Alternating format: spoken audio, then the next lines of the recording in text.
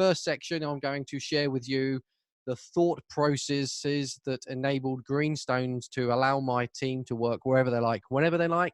I know some of you on the call will have seen the guts of that before, but I feel as though it's important to share that to put it into some sort of context.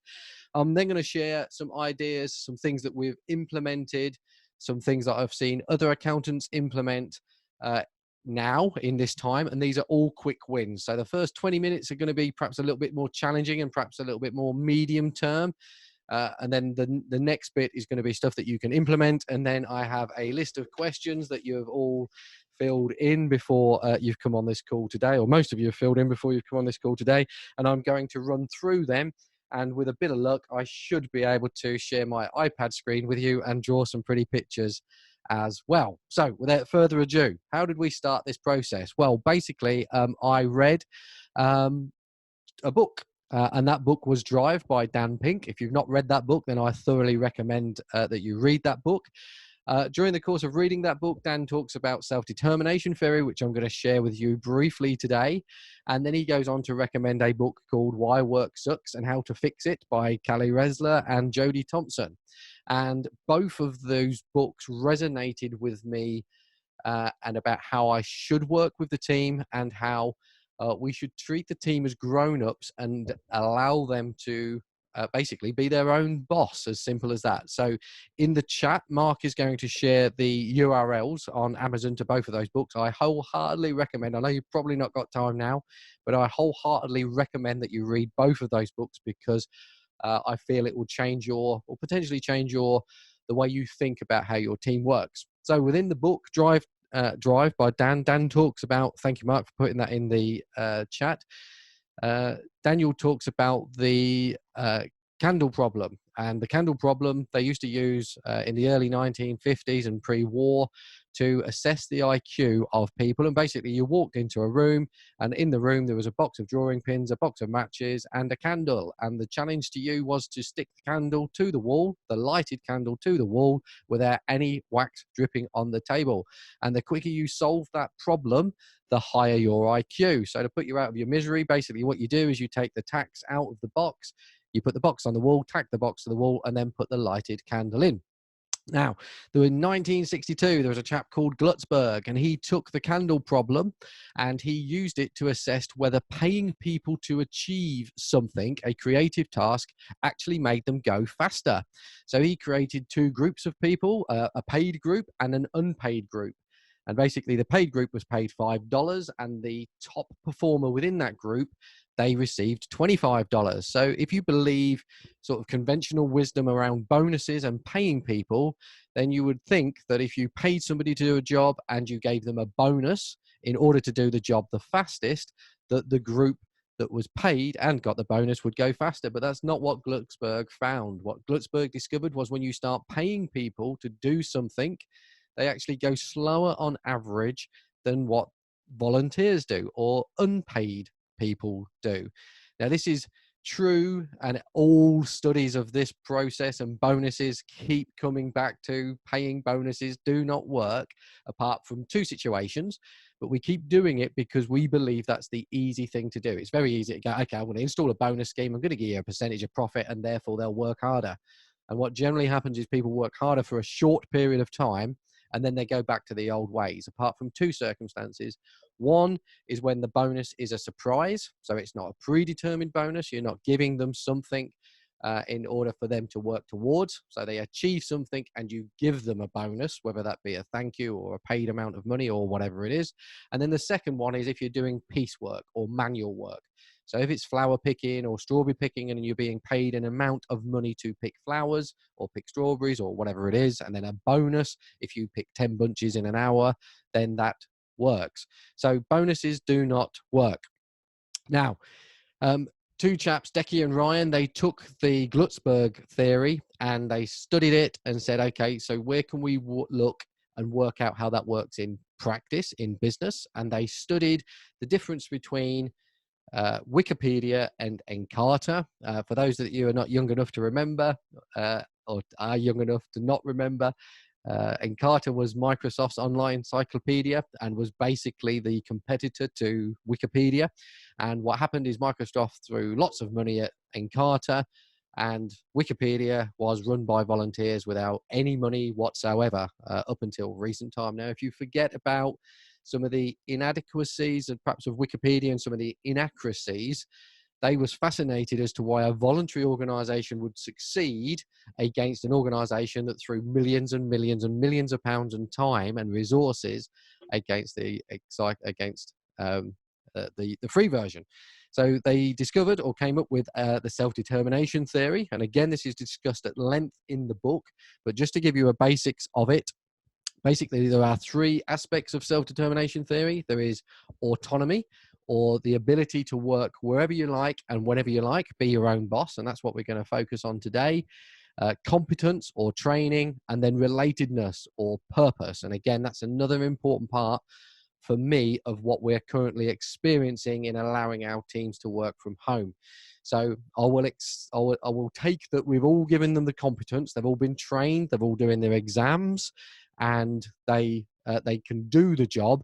It's the autonomy and the relatedness that we are challenged with. So let's just briefly look at relatedness. Relatedness relates to your because or your purpose. It's your reason for being you. It's the reason that your practice is in business, and you need to communicate that reason to your team with clarity. And I'll share a little graph with you in a minute as to why that clarity is important in order to give people direction and help them understand what it is that you want them to achieve.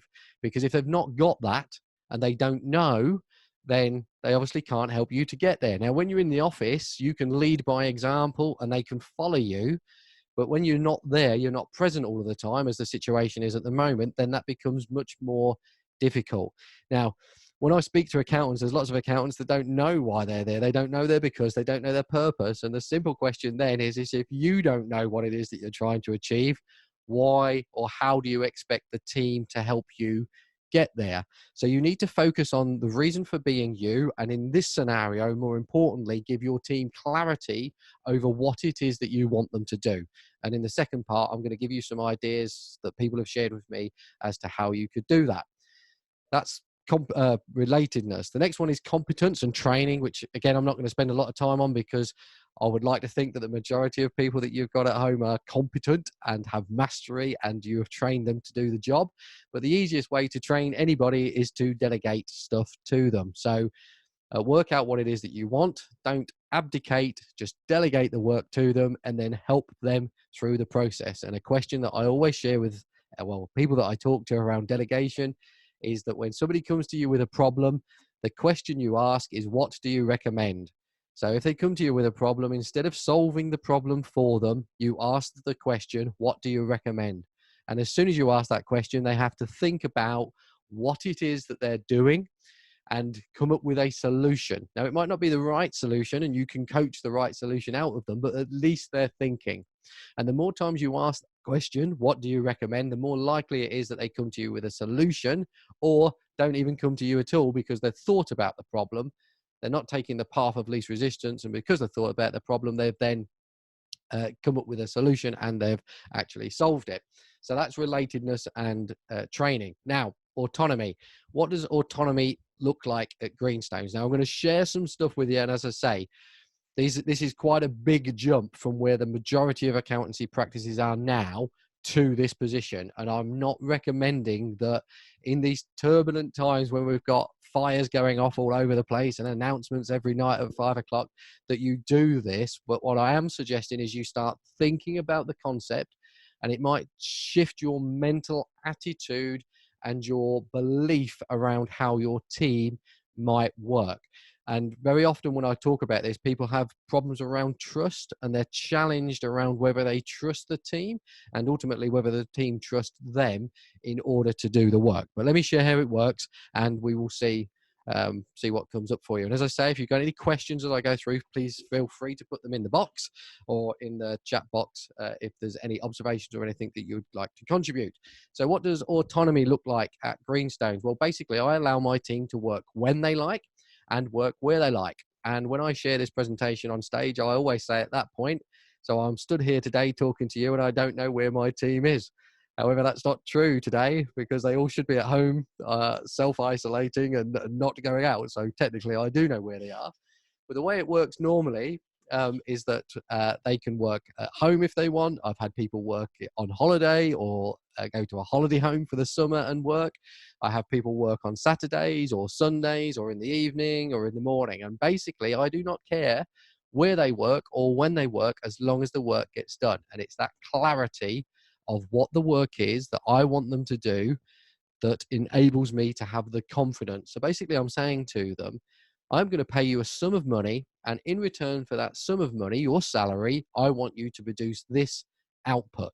And I'll share with you some ideas around what that output looks like when we move on after the autonomy.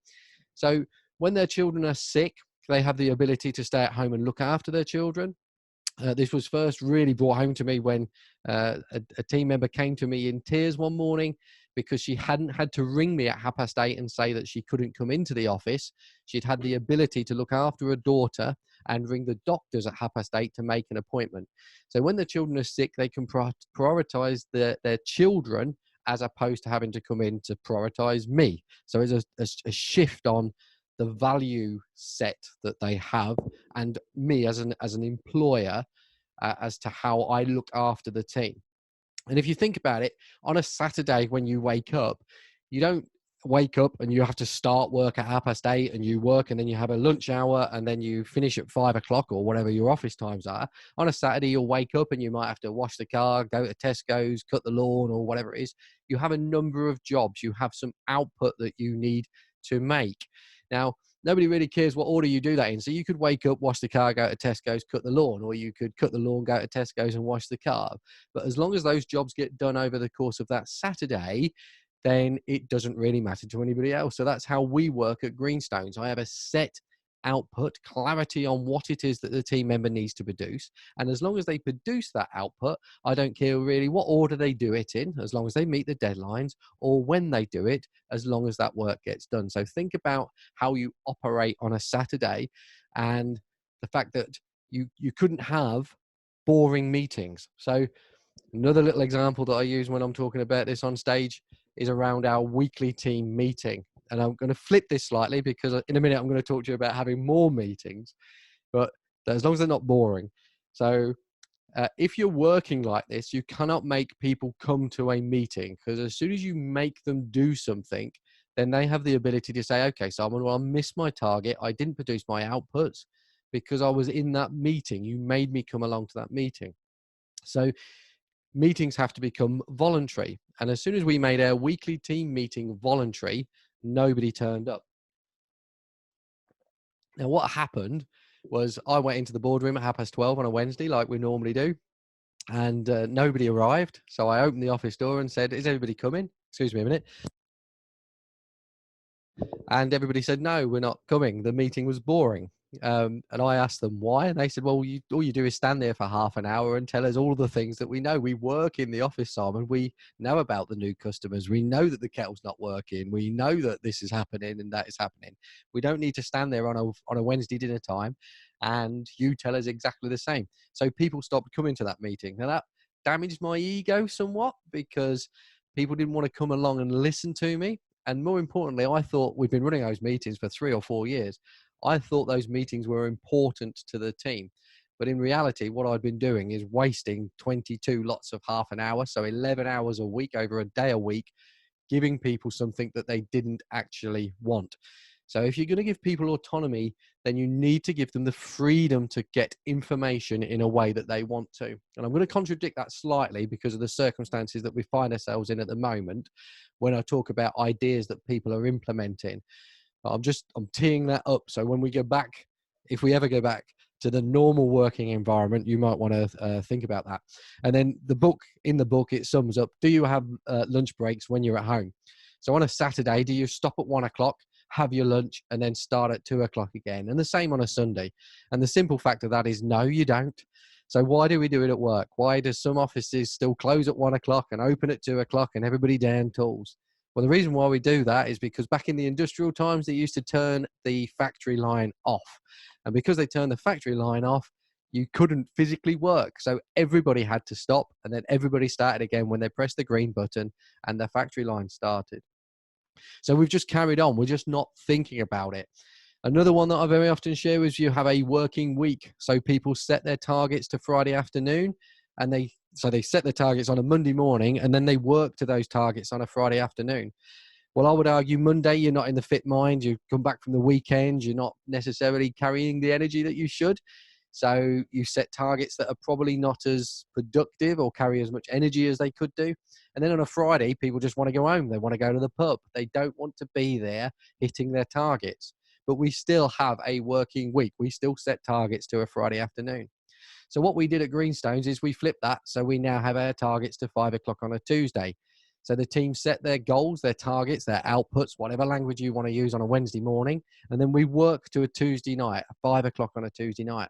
So on a Wednesday, they're in a much better frame of mind with regards to setting targets. And on a Tuesday, they're much more likely to stay behind if they need to, because of the other stuff that they've done during that week in order to hit their numbers. So just have a think about how you are doing stuff that you've always done because that's what you do and everybody else does it like that. So that's autonomy. Now, if you give people the freedom to go out and work wherever they like, whenever they like, if you don't give them clarity, then you could end up with them sleeping on the job. And I know lots of accountants that I'm talking to at the moment, they are concerned that they've got team members at home watching Jeremy Kyle or whatever it is, and they're getting up, they're not getting dressed for work, so psychologically they're not right. Then they're watching a bit of television and then going and having a cup of tea, and they're not really getting started, so they're sleeping on the job. Now, if you've defined the outputs, then that's not possible because sooner or later they're going to get caught out because they're not producing what it is that they should be producing. And I'm going to share with you now, if the technology allows me, a little graph or Boston matrix that a chap called Robb, who's the co-founder of Human Performance Consultancy at Positive Reframe, shared with the Mastermind groups that I run back in October of last year. And over the last 15 years, Mark has been sharing ideas around team engagement. And if you'd like to find out more about Mark and the work that he does, you need to go to positivereframe.co.uk. And Mark has given me permission to share this with you today in order to help you think perhaps a little bit differently around how you are giving your team the clarity and, in effect, the forced freedom that they've got because of the environment that we're currently working in. So if I do that and then do that and then do that, we should, or you should, now be able to see my iPad screen. So if I flip over to here, put that there. Mark, can you see that screen, Mark? And somebody's whacked something in the chat. So Mark's saying, yes, he can see the screen. So this is a really simple, as I say, a really simple Boston matrix that Robb shared with me, but it helped me think about how I give my team clarity over and above the freedom. So it's nothing more complicated, as I say, as a Boston matrix, which you will all know and have seen and before, looks a bit like a window. And then along the bottom, we have... Sorry. We had it for about 10 seconds and then it's gone again. Sorry. It's disappeared, is it? Yeah. Sorry. So if I just do that and then go back to that.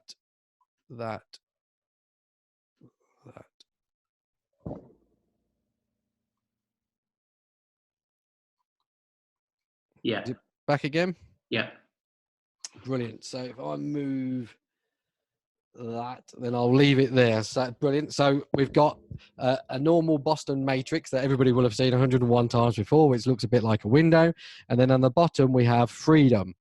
And over on the left-hand side, we have low freedom. And on the right-hand side, we have high freedom. And then, or lots of freedom. And then on this side, we have clarity or focus or purpose or whatever language you want to call it. So, and obviously you've got low clarity or no clarity and high and lots of clarity. Now, what Robb shared is if you've got very little freedom and very little clarity on the job, or very little purpose around what it is that your team members should be doing, then you'll have in your organization lots of apathy. So they won't really be bothered. They're being tightly controlled, not allowed to look at Facebook, use their phones and that sort of thing. So there'll be quite a bit of friction. Now, if you move over and give them lots of freedom, which is effectively what's happened overnight at the moment, you will then get anarchy. So you've sent all your boys and girls home, all your team members home in order to do some work. And because potentially you've not given them clarity over what it is that you want them to do, they've got all of the freedom, but no direction. And because they're in that place, then there will be anarchy. They will be sleeping on the job. They will be watching Jeremy Kyle or Love Island or whatever it is that's on during the course of the day. Cash in the Attic or whatever. I said as though I know lots about it, which I don't. But anyway, so they will be doing whatever it is that they want. Now, if you then give them low freedom, so you highly systemize and have lots of checklists, then but you're clear on the clarity of what it is that you want them to do, then you will have robots. Yeah, so they'll be like a machine that can ka-junk. They'll be churning work out.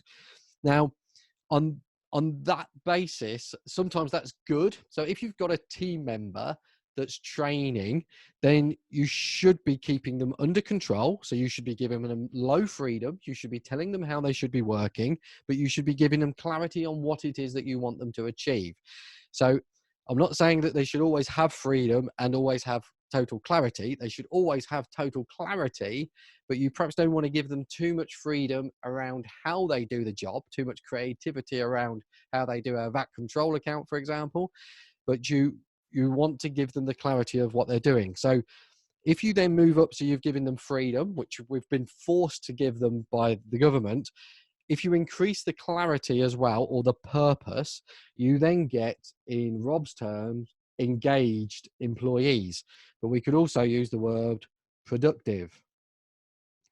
So my challenge to you is, if you don't feel as though your team are being as productive as possible, certainly in this environment, the challenge is have you given them the clarity that they need in order to be able to do that? And I would second guess that we've probably sent people home and we've said, you need to do this accounts job, or the next job is this. And we've not really given them, we've told them what to do, but we've not really given them absolute clarity on what it is that they need to do and by when. So if you feel as though you're struggling to get your team to be as productive as you want, just have a think about the clarity that you've given them and whether you could up that game a little bit. So if I just change that and then go back to there, and then we'll have the dogs back on the screen. Now, what I want to do, and this is the bit where it becomes perhaps a little bit challenging, because it's took this, well, 2003 was when we stopped doing timesheets, and this was when we first implemented this process. I'm going to share with you how we work on a numbers basis, and you might want to consider this as when things calm down a little bit, but it is I think a good 6 month, if not a 12-month stroke, 18-month process to implement these things. But what I want to do is share it with you. And if you want to look at it in the future, then I will gladly sit down and show you how it works properly for us in practice. So I've lost my mouse button. If I go to the top, there we go. So this is, once you've given people clarity on what it is that you need them to do, you can then start holding them accountable for achieving it. So the way we do that is we basically have a set of KPIs, key performance indicators, for the business and for the team. Now, within GreenStones for the business, we use a thing called a one-page business plan, which we first discovered through AVN. And those key performance indicators are broken down across basically 3 different sections. One section being sales, another section being costs, and then another section being on the long-term or the leading indicators. So sales, you can have things like leads generated, leads converted, extra work orders produced, and these are the things that people are measuring within the Mastermind group in order to benchmark themselves. Things that incur costs are like debtors, learning points, or team cost of fees, that metric that lots of us talk about.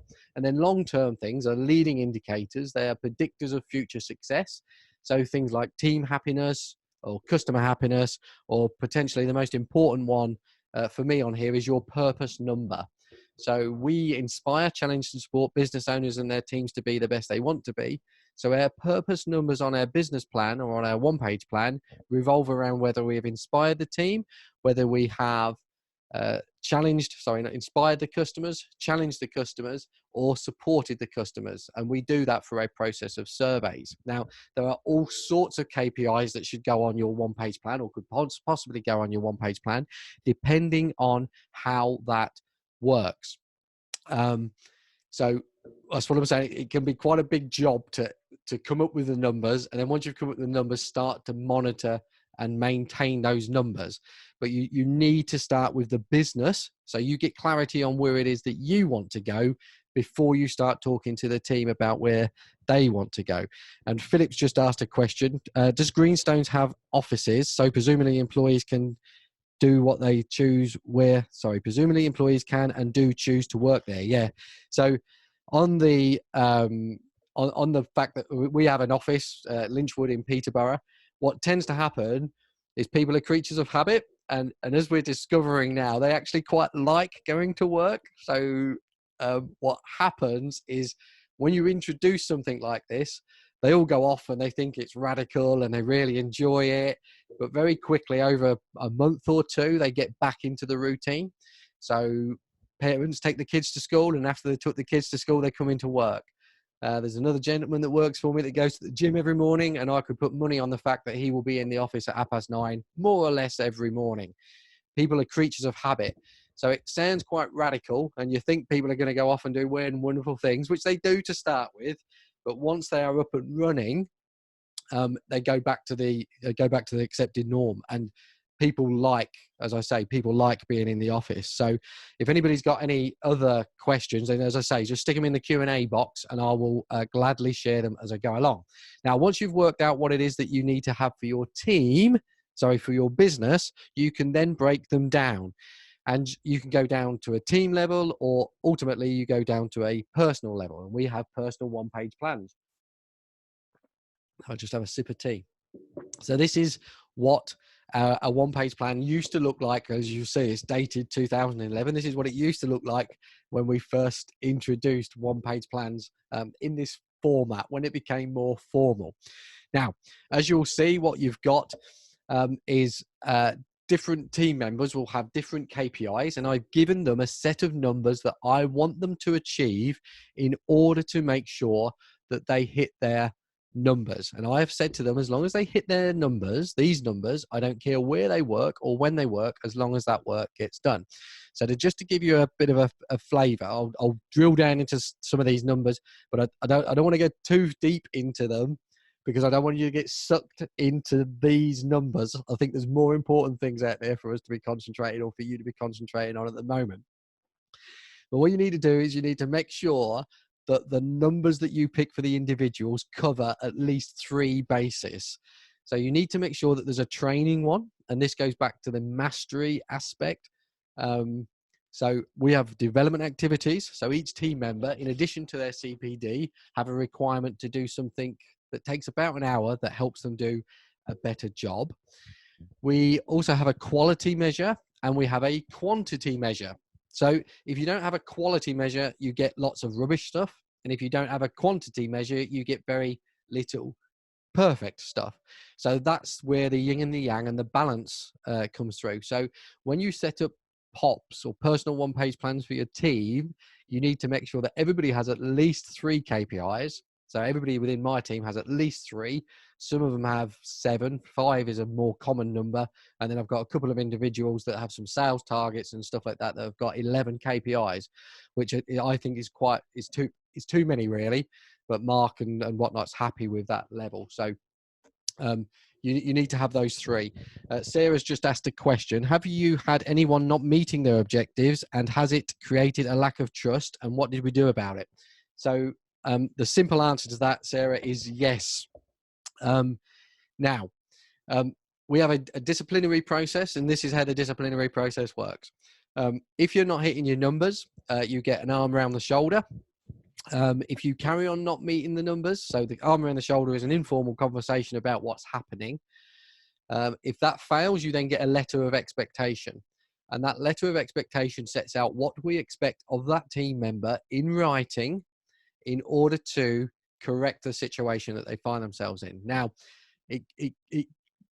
people very often ask what goes in that letter. Well, basically, it's what we expect. So if somebody's not doing a development activity, in my mind, that's very easy to correct and improve. And therefore, the letter expectation will say something like, we expect you to do development activities. You're not currently doing a development activity, so you need to have done 3 by the 30th of June, 2020, whatever year we're in.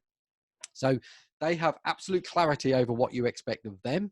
And also it helps you crystallize, because you're putting it in writing, it helps you crystallize what it is that you expect from that team member. So it focuses your attention. Now, does it create a lack of trust? It can do. It also exposes people. It creates some pressure, because as much as it sounds lovely that you can go to the pictures whenever you want, you can go shopping whenever you want, there is absolute clarity over what it is that you need to produce. And if you've not produced it, then obviously you're exposed to everybody else in the team.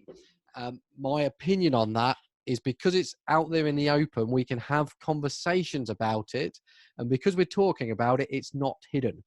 And I think sometimes we're under the illusion that people don't know when other people are performing and they're not talking about it, which is not reality. What they're actually doing is talking about it when they're having a cup of coffee or in the photocopier room or wherever they are. So it can, Sarah, create an element of, I wouldn't say mistrust, it's probably an element of accountability, an element of focus. But I wouldn't, for that shortcoming, I wouldn't go back because of it, because I feel it's a more open and trusting environment because of the way we do it. So if I don't hold a team member accountable for not performing, then that's my responsibility and everybody can see it. So it kind of forces me to put my hands up. So I've just got, if I just share some examples, and I've just got some comments that are coming through on the chat that I'll share. Just once I've just had a drink. So ideas around training, as I said, development activities, competence, and if you really want to, if CPD is the thing that you want to measure, then measure whether people are doing CPD. Things that you can measure around quality, we have a thing called learning points. So basically, when a team member, what we call an accounts in charge, produces a job, if that job goes for review, it should be good enough to go to a customer. And if it goes to review and they find a mistake, even if it's just a full stop missing off the end of a sentence, that becomes a learning point and it gets logged. And they're measured on the average number of learning points. We then measure turnaround days, so how long they have been spending on a job, and their average days. How long does it take them to book a job in, for example? We also focus on customer happiness. So they get surveyed if they do a big job or some training or something like that. They get the customer gets surveyed on that. And then quantity, which is very easy from an accountancy perspective, is things like fees billed, so invoices raised, sales made, and then if you really want to and you still keep timesheets, you can measure productivity. So they are the numbers, and then ultimately those numbers add up to the bigger numbers on the one-page plan. So if I just, Guy talks about X and Y theory. If, for example, one of the KPIs is numbers of proactive conversations, how do you know that they've had the number they have reported to have had? Interesting question, Joanne. So yes, they could lie about the number of proactive conversations that they've had.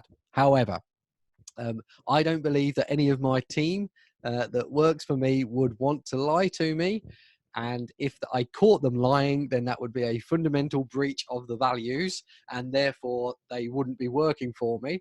So if I believed they were going to lie for me and therefore I didn't trust them, then I should be having that conversation with them now instead of believing that they're lying to me. So inherently, I believe that my team turn up to do the job that I'm employing them to do because they want to do the job.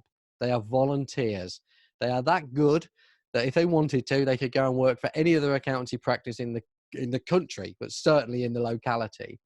Now, if I approach my relationship to them in that way, and they look at me attempting to be the best employer that I can be, then there's a mutual understanding there. And we could argue about the definition of what's proactive. So, okay, that was a proactive call and it only took 2 minutes, or that was a proactive call and it took 15 minutes and we talked about X, Y, and Z. But I would like to think that, well, I would be very disappointed if anybody recorded something fictitiously. Same with the development activities. They could lie about what they've done, but if I ever caught them doing that, then as I say, that would be a pretty fundamental breach of trust for me. So they're the numbers. If anybody's watching and they want to do a business one-page plan or want to do a personal one-page plans, then I will gladly share all of our numbers with you and you can take them away and play with them. But that wouldn't be where I was starting. Now, what am I seeing other accountants doing at the moment? I'm going to share some ideas, some practical tips with you that you could implement now in order to enable you to get some clarity, or your team to get some clarity, and therefore increase and improve their productivity. This is just a really simple spreadsheet that somebody shared with me at the beginning of the week around what they're doing in their team huddles. So at the beginning of every day, they're having a meeting on Zoom, same time every day. And what they're doing is they're going in and they're reporting on their focus for the day in column B. And then at the end of the day, they're going in and they're recording their achievements of the day. So then on Friday, tomorrow morning, they'll also record their focuses for Friday. They'll look at their achievements for the previous day. And then obviously during the course of Friday, they'll record their achievements. Now, in this situation, the practitioner is helping them focus on what it is that he wants them to achieve. So I just need another drink.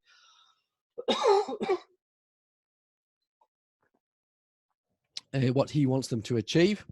And obviously when they come back at the end of the day or the following morning, depending on how it works, they can then look to see whether they've achieved the clarity that he wants them to achieve.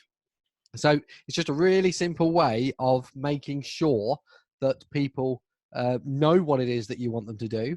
And then ultimately you checking whether they've done it. And I think that's a really easy, quick win. Now, there's a challenge in there for you as the boss, as the practitioner, because you need to think about it. So it shifts the responsibility of taking action from them to you. So instead of you sitting down at the end of the day and moaning because a team member's not been productive, you have to think about it in a positive way to give them work in order for them to do. Now, as soon as you do that, that puts the responsibility on you to get clarity. And therefore, if they achieve it, you need to celebrate the success that they have had. So that was a really simple way. I'm hearing lots of ways at the moment with people using Zoom. So Zoom huddles first thing in the morning, Zoom goodbyes at the end of the day. We have got at GreenStones, we have a Zoom lunch. So we have a meeting set up at 1 o'clock every day. We stick to the 1 o'clock until 2 o'clock in this scenario. And basically they go into the room and they sit there and have their lunch and they have the idle chit chat. Is it the same as us all being in the office and having the conversation? No, not by any stretch of the imagination, but it's there. And it gives us the opportunity to have the informal chit chat. Now, something else that they've introduced, I'll show you in a minute, it's called Game Pigeon. So on your phone, there's a little app that mixes with your messages, and then you can play on games on real time. And we had a UNO competition, so the card game going before we all got sent home. So they're currently playing UNO at lunchtime on their mobile phones. So that's called Game Pigeon.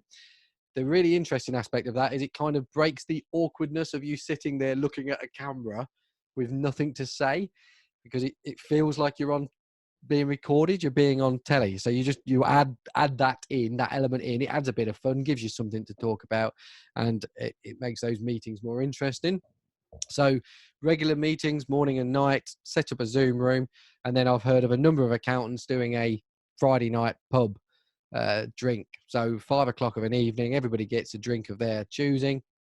Everybody logs on and they just debrief or de-stress about the day. And that's Zoom. So if you're not doing that regularly, then it's for me, it's an absolute must. You can also do it obviously through Microsoft Teams. And I know a number of people are doing that. Another really easy, simple, quick win is to create WhatsApp groups. Most people have got obviously mobile phones and have got WhatsApp on their phone. We have two groups. We have an announcement group. So all the serious stuff goes in there, like webinars now about to start, or the server's gone down, or the telephones are not ringing, or whatever it is. That's where the serious stuff goes. And then we have a GreenStones Moral Boost WhatsApp group, which is where all the fun stuff goes. So at the moment, there's lots of videos and memes. Some of them are more appropriate than others, but it's all going into that group in order to create some laughs. They're putting some quizzes in there. We ran a thing called, there's a website called Kahoot. So if you go to kahoot.it, perhaps you want to put that in there, put that in the chat, Mark. So you can set up a little competition that you can run through WhatsApp or run through Zoom. Then it creates a bit of competitiveness and something for people to for people to talk about. Jeff said, do employees have to attend the Zoom calls meetings? They don't have to. It's voluntary. There tends to be, I believe, more people in the room if I'm in the room, because I think they perhaps think there's going to be some sort of announcement. But what you'll find, or what I have found, is if you set these things up, certainly for the more, what should I say, community-minded team members, they are crying out for that conversation, that sense of community. So they come. If individuals don't want to come and participate because it's a payroll deadline or a VAT deadline, or they've got customers ringing them up about cash flow problems, I don't have any problem with that at all. I feel as though we need to give them the opportunity to do it if they want to, but I don't want to gang press them into doing it.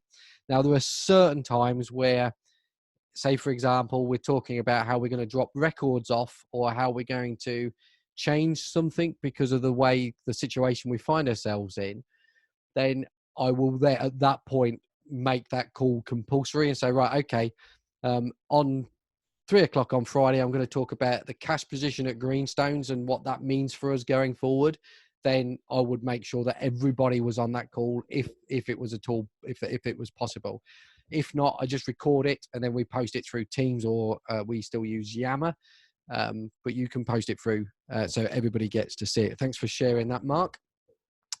And then Microsoft Teams, if you've got Office 365, Microsoft Teams comes with Office 365. You can do calls through Teams, video calls through Teams. You can have chat. It just saves the internal emails backwards and forwards and these massive email chains.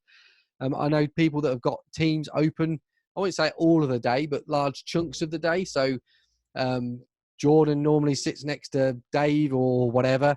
So, and they normally have a bit of a chat, a bit of banter. So they might have Teams open for an hour so they can have that same conversation. People think that because it's Zoom or video calls, it's like a telephone call and you do what you need to do and then you put the phone down. Well, that doesn't need to happen. You can leave the channel open.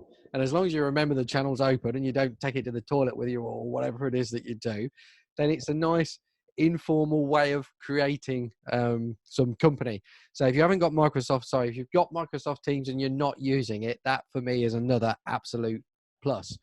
Other things that I've heard people doing, I've got an accountant that's created a book club. So they're all reading a book. And then on one of the days during the week, they're talking about the book. Another accountant that I'm speaking to has created a cinema club. So they're taking it in turns to pick films. And then the team come back and they talk about the films, whether they liked it or they didn't like it.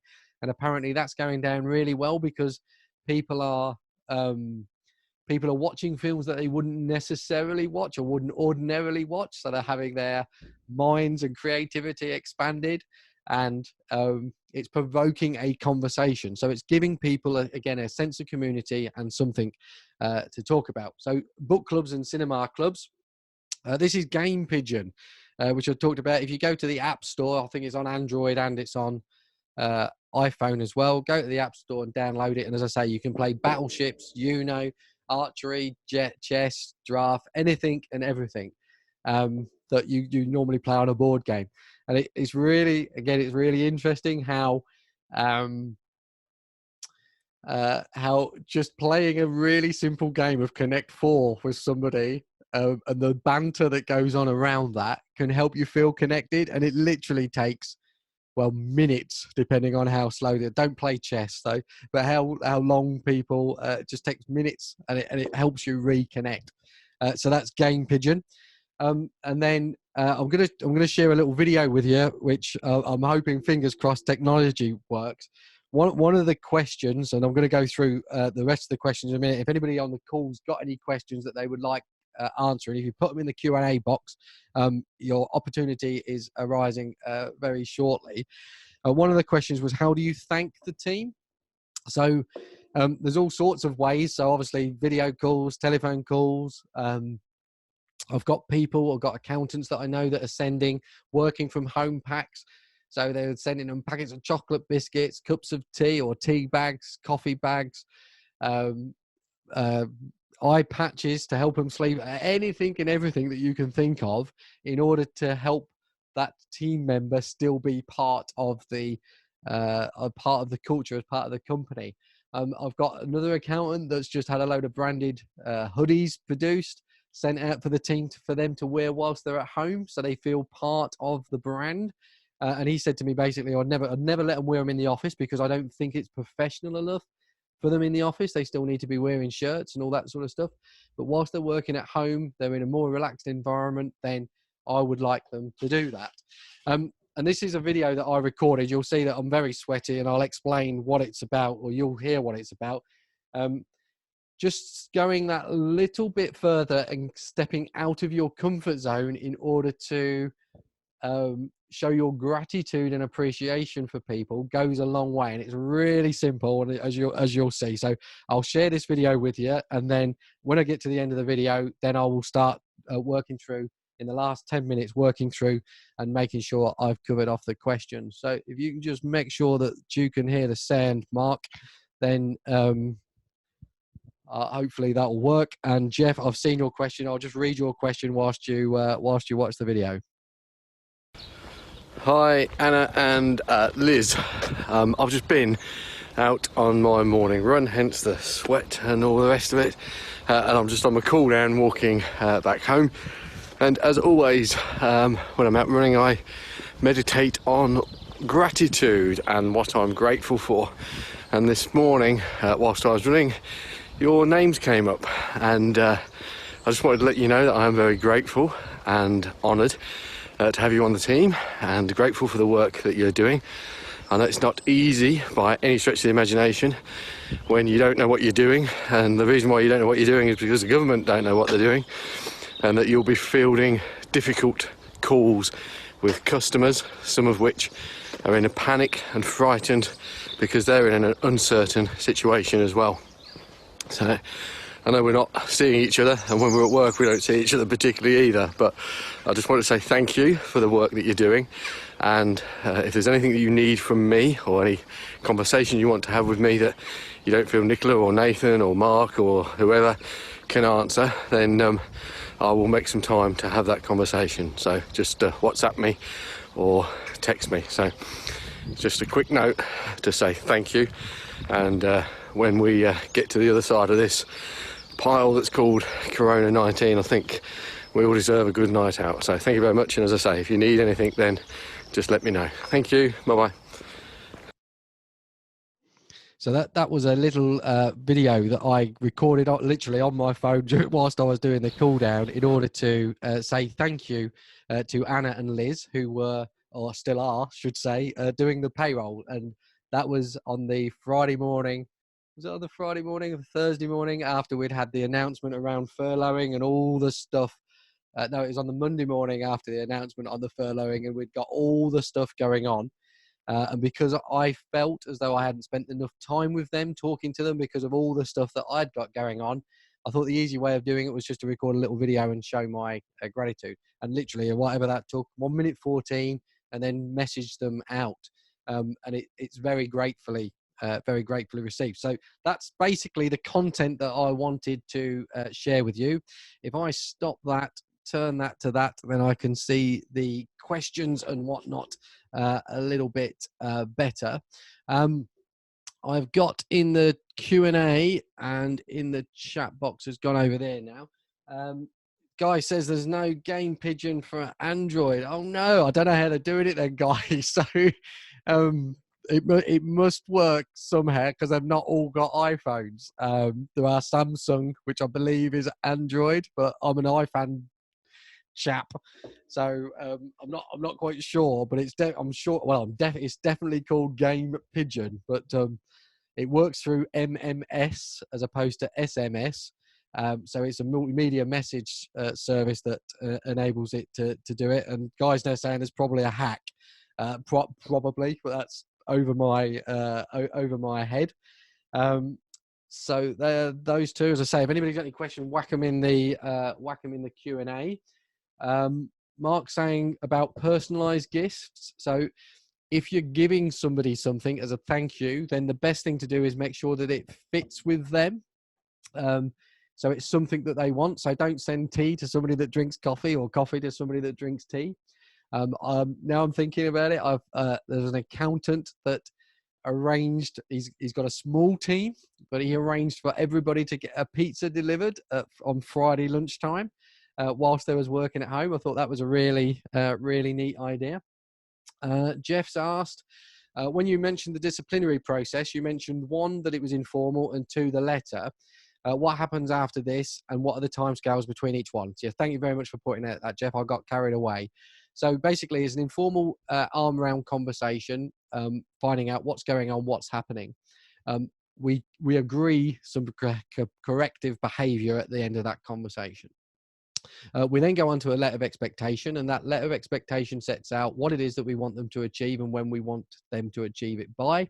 And then it goes into the normal discipline. So 1 warning, 2 warnings, out of the door. Timescales depends. So if it's something like development activities, in my opinion, they can do the development activities very quickly. So whether or not they've spent an hour over the course of a 80-hour month doing a development activity can be corrected straight away. So there would be a very short timescale for me on that correction.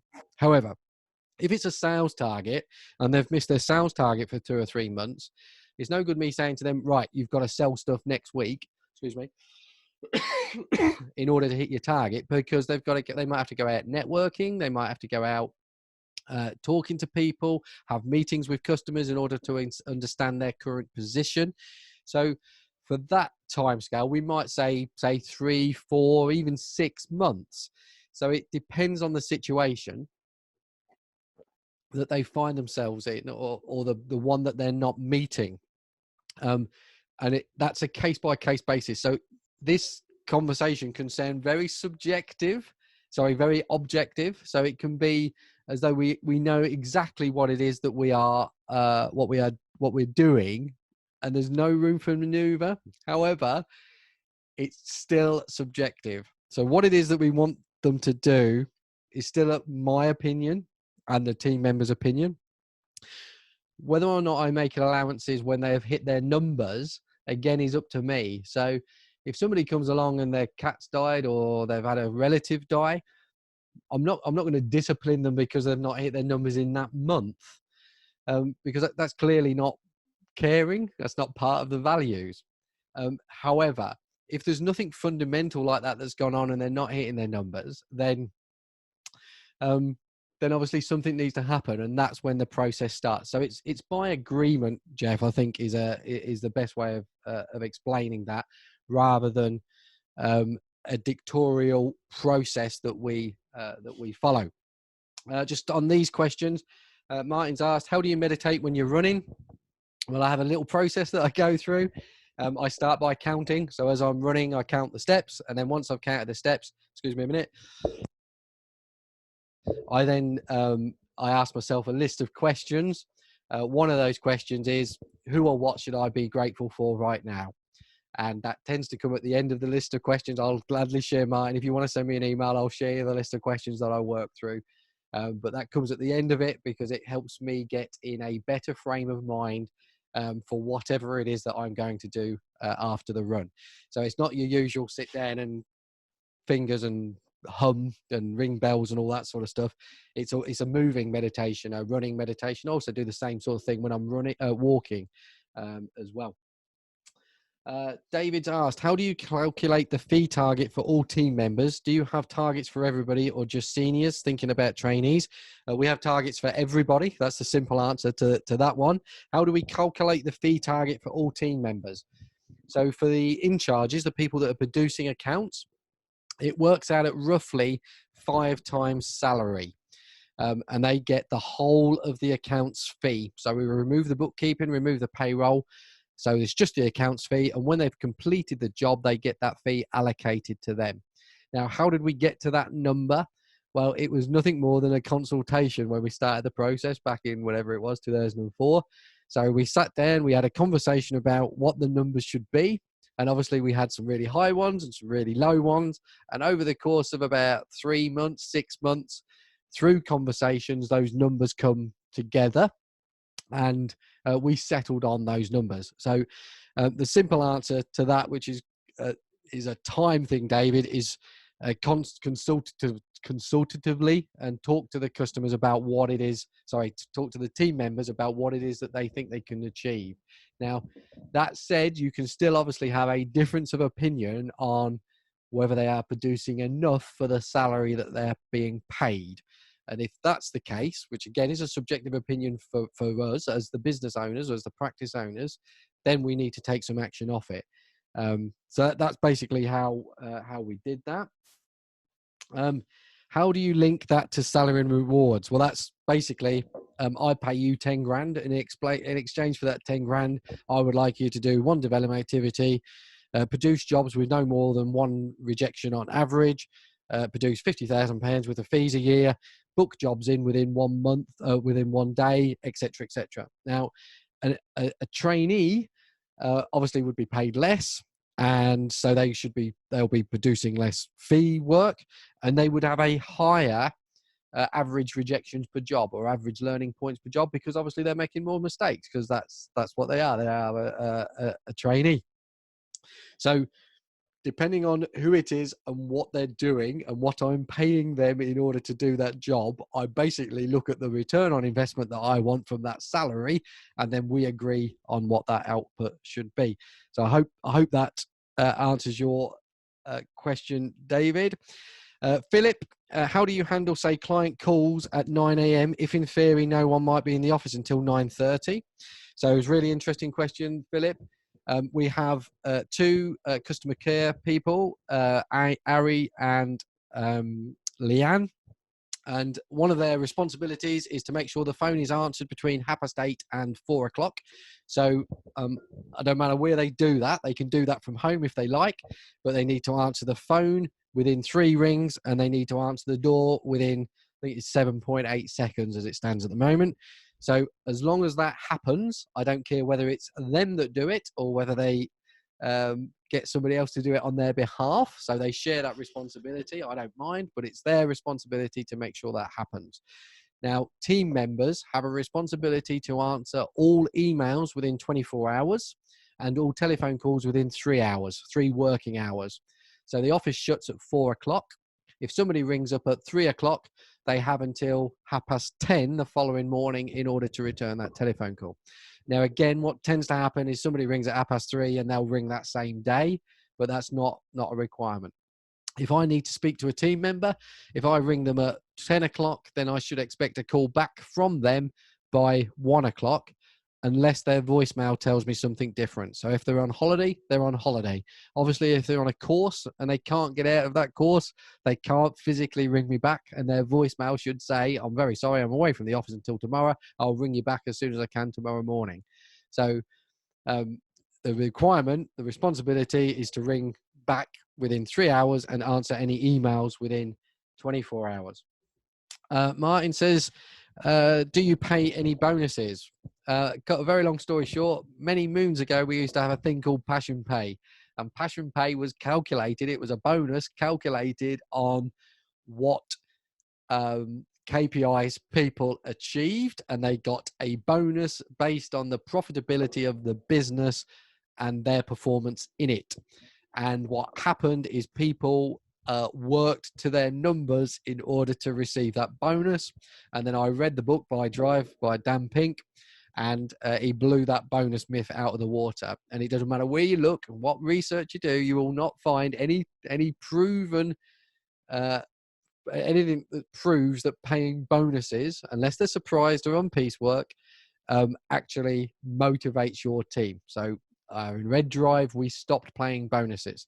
So now I pay a discretionary bonus if I think one is due. So we had a fantastic year for 31st December 19. And at the end of March, we paid a bonus based on those financial results, even though coronavirus had kicked off and we'd started working from home before that bonus went off to the payroll, because in my opinion, the team deserved it based on the work that they had put in. Now, a better bonus rather than a cash bonus is if you can give something to somebody that they want. And one that I always go back to or share is a set of GHD hair straighteners. So Julie at work, her GHD hair straighteners had broken. So the next opportunity I had, when she did a good job, she went over and above. I bought her a set of GHD hair straighteners, and Julie still, well, everybody in the office still talks about that. And there are a number of things like that that we've done over the years that show caring, showing genuine caring, and that I am looking after and thinking about the team. So the simple answer, Martin, is we do play bonuses, but only at my discretion. And that's that one done. And then, can you offer any advice on the care boxes, please, Simon? Where do you get them from? If you post that, if you're in the Facebook group, David, if you post that in the day, or if you search in the Facebook group, I know somebody else has shared that. There's some hampers. I'm pretty sure somebody told me that Perk Box are doing something similar, so you can send it out to the team. There is those food boxes I know that some people have used. But the simple answer is I've not done it, so I'm not 100% sure. But I know if you Google care boxes or team care boxes or mini hampers or something like that, then there'll be loads of suggestions on there. That's the Q&A box gone. How do you meditate? Thanks. Curious, how do they answer the door in 7.8 seconds if they're at home? So just to be clear on that, with Ari and Leanne, they have a responsibility to make sure that the door is open in 7.8 seconds. They don't have to do it. So say, for example, Leanne, she wants to be at home because, I don't know, Amazon's coming, or she's got a new sofa coming, or whatever it is. She's perfectly entitled to say to, let's say, Bev, Bev, I can't come in tomorrow morning until 12 o'clock. Can you answer the door for me in 7.8 seconds tomorrow?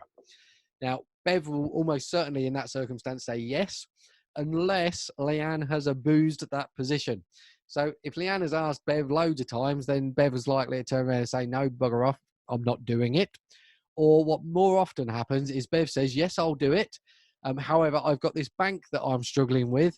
Can you help me tick this bank? Or can you analyze this? Or can you help me in some way? And they kind of trade the responsibilities in order to make sure that they're looking after each other. Now, that's the utopia aspect of it. And I'm not saying it always works like that, because you still do get people asking for help, and then somebody helping them, and then that person says, right, I'm done, and they go home and leave the other person there until midnight catching up on the work that they didn't do.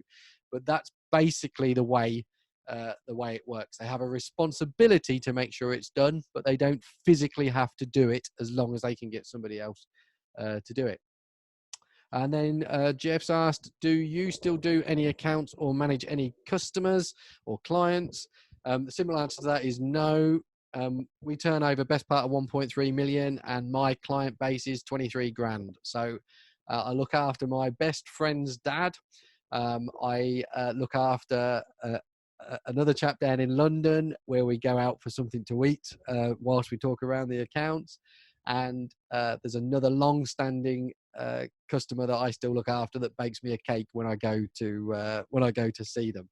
So as I say, my GRF is 23 grand. I spend the majority of my time talking to team members, but more so Socks Up Simon and the Accountants Mastermind and stuff like that, and coaching and consulting accountants and one or two customers as well. So I'm conscious of the time. We're now at 7 minutes past 4. If anybody's anybody's got any more questions, please do. And I'm just going to run down this list to make sure I've covered them off. So Ryan says, so do all your staff know they're great? Yes, they do know they're great. Or was you asking if they know the GRF? If the answer is, do all my staff know the GRF? The answer to that is yes. They get all of the accounts. So they know what my dividends are, what income I'm drawing, what the wages are, all the financial information. They get to see all the KPIs that I produce. And I'm not sure why you wouldn't want to share that. If you're not giving people the information that they need in order to do a job, then how can they do that job? Now, it seems a bit scary, especially when you first share those numbers. But once you've given them and people get used to receiving that information, it's just a number. And what you'll find with the majority of them within accountancy practice is because they're dealing with numbers all day, there's no emotional attachment to it. So I am very open. I will gladly share all of my numbers with you as well if you want to see them. The only numbers that are not shared within the practice are the individual salaries that that people get. I would share that, but on a number of occasions when I've asked the team, do they want that information or would they like that information sharing? They have said no, they don't. They don't want it sharing. So I've had to respect their confidence and not share it. So any other questions that anybody's got, please fire them in. So you've got basically a minute. And then it just leaves me to say thank you very much to everybody that's come along. Thank you to Mark for doing the panelist stuff.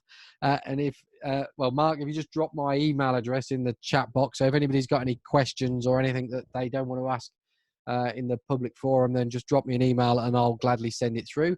If anybody's interested in BOPs and POPs, so the numbers that we measure and the individual team members that we measure, then again, send them through and I'll reply, but it's not something that I think should be top of your list. And then Ryan says, yeah, thank you. No, silly autocorrect, change the GRF to great. Yeah, well, they are a great team. And from my perspective, that's the shift. So it's not about mistrust. It's not about making people do stuff. It's about encouraging them, caring enough for them, and giving them the opportunity to be the best they want to be. And as soon as we start doing that, as soon as we start accepting them as volunteers, then they will ultimately fly. So that's the last question. So I'll just say thank you very much for coming along. And as I say, if anybody's got anything that anybody really wants to share or ask, I will gladly give. Just drop me an email and away we go. That's brilliant. Thank you very much. I'll say goodbye. Bye-bye.